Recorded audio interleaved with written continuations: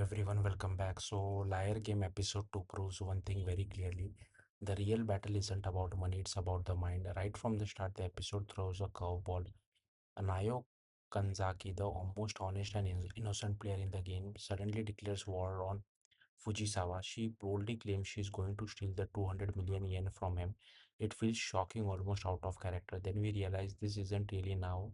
This is Akiyama's plan, and that's where the real game begins. Instead of rushing into action, Akiyama chooses patient strategy observation. He and Nao begin surveilling Fujisawa's house, trying to figure out where the money is hidden.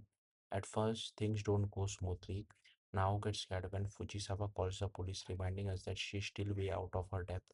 But Akiyama adapts. He rents an apartment directly across from Fujisawa's home. And here's the genius part, he makes sure Fujisawa knows about it. Because this isn't about surveillance, it's psychological pressure. Days pass, nothing obvious happens. And that's exactly the point. Through simple observation and elimination, Akiyama deduces something critical. The money isn't in the bank, it's inside the house. But knowing that isn't enough, he needs proof. And this is where episode 2 delivers one of its smartest moments. Akiyama fills Fujisawa's house with smoke, not to attack but to observe.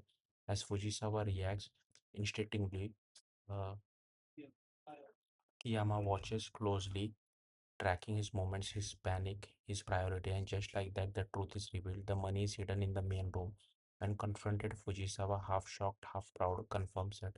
He even shows them the safe containing the full 200 million yen. At this point, it feels like Fujisawa has the upper hand. The money is secure, the safe is hidden.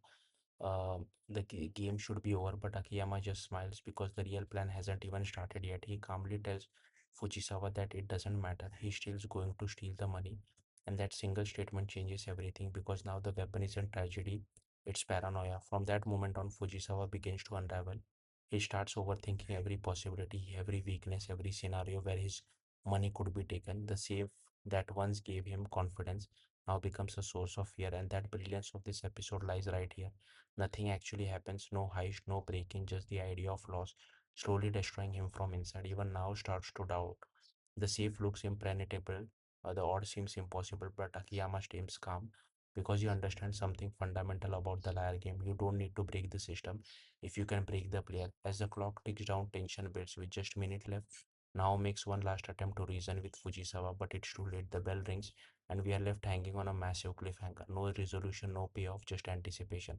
And that's exactly why episode 2 works so well. It's slower, more methodical, but every moment serves a purpose. In a world full of flashy, fast paced anime, this episode proves that restraint can be much powerful.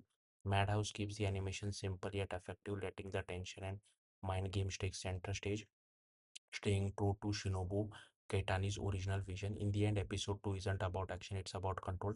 And right now, Akiyama has all of it. Thank you for watching. Bye.